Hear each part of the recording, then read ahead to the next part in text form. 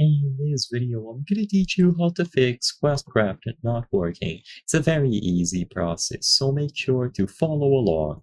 If you are encountering problems with QuestCraft not launching, crashing, or simply not working, then I'm going to go over some of the steps to help you address this.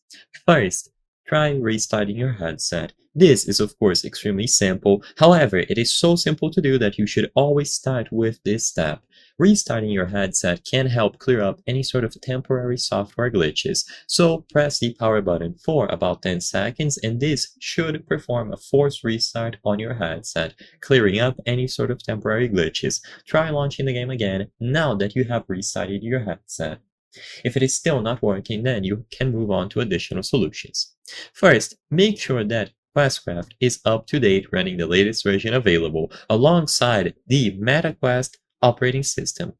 So go into the settings of the MetaQuest headset, check to see if you have the latest version of the software, or check through the companion application. After you update your MetaQuest headset, you should do the same with QuestCraft. So as you can see, during the time that I'm recording this video, the latest version is 6.0.0. It was released in the 31st of May 2025, so download the latest version available. This will ensure that you have the most amount of bug fixes and features available within QuestCraft.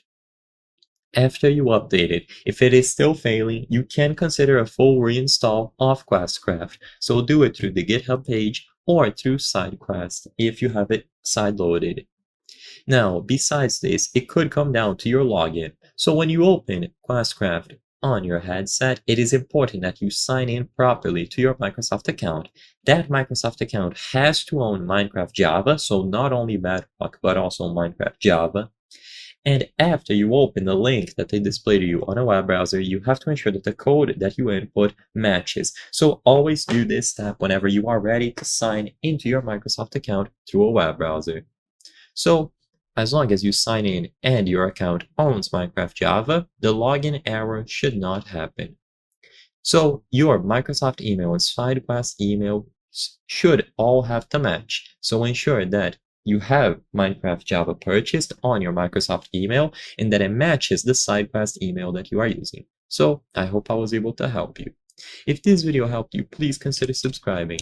As you can see, 83% of the people watching our videos are not subscribed.